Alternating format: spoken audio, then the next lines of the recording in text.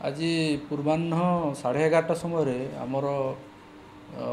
district mobile unit सदर एवं range एवं बिनका स्टाफ मिलित भाव बिनका थाना अंतर्गत महादेवपाली पाखे भेहिकल चेकिंग करुवा समय गोटे कार को आम सन्देह अटकलु अटक से सर्च करने समय से 50 किलो परिमाण गंजे बरामद कराला एवं ए संक्रांत दुई जन आसामी चंद्रकांत प्रधान एवं अरविंद देहुरी जो माने कि जन्हाप बहुत अंचल से अरेस्ट कराई पाखर 50 किलो गंजे सहित गोटे इंडिगो कार एवं गोटे पिस्टल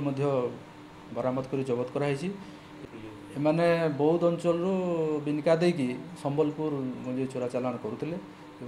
कार एवं गंजेर अनुमानिक मूल्य पाखापाखि 10 ରୁ 12 ଲକ୍ଷ